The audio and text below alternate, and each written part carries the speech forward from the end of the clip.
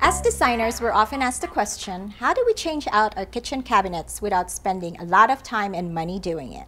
Here with me today is Linda O'Brien from our design team, who's going to show us how to update your kitchen cabinets the easy and economical way. Yes, and it actually is very easy and it is economical. Let's talk about first selecting knobs. Now you can see here on our cabinets here, we have a cabinet that has no knob. We have a cabinet that has a contemporary knob, and then we also have one that has a very traditional kind of look to it.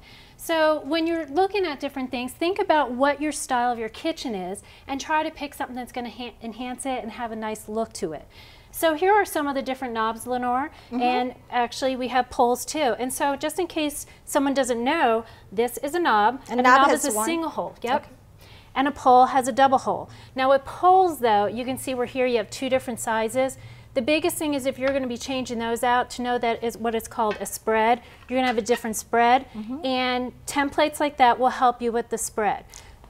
So you can see down here also in cabinet you have a spread of also of another knob, and that is actually the template. So this template you can pick up in any hardware store? You can, and there's two different templates. There's this one which is for drawers, and there's that one which is actually for the cabinets, the upper cabinets or the lower cabinets, so the one with the doors. I see that you could also use like pulls and knobs, you know, like on drawers and doors. It doesn't matter, like you can mix and match them. Exactly. You want to keep it consistent, so if all your drawers have a pull, you want to make sure that all the drawers have pulls. If you are doing an upper cabinet, you want to make sure all your upper cabinets are the same. So show us how easy it is to change this out. Do you just unscrew this thing? That is. So you get a regular Phillips head screwdriver. You put in, I'm going to do it with my right hand versus my left hand. I'm a little bit better with that. And you carefully undo it. And I say carefully because you don't want to drop a knob onto your countertop and break or crack your granite countertops. And which one would you like to replace it with? Let's change it with this one, because then it changes the look, like from traditional, very traditional to more contemporary looking. You can just screw right in. I'll let you do that. So you can see yourself how easy it is. Okay.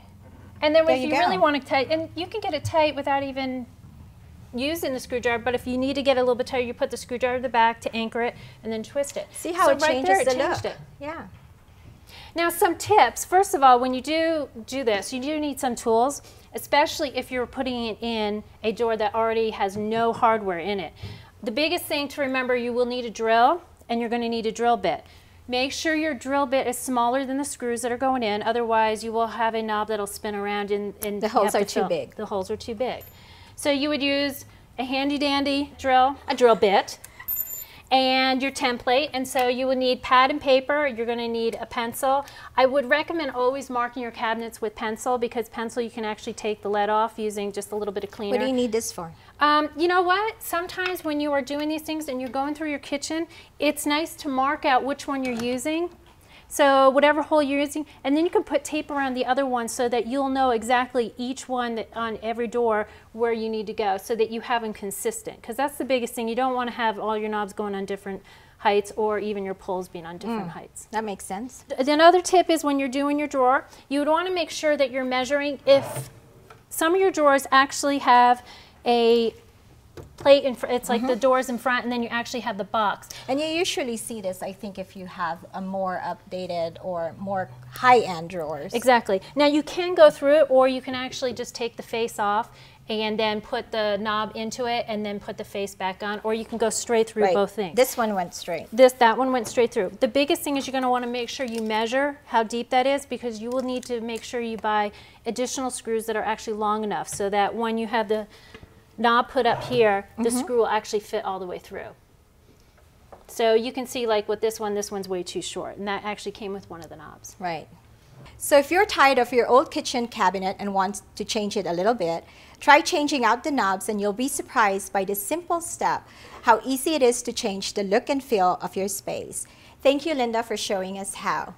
I'm Lenore Gonzalez. Thank you for watching Good Living by Design.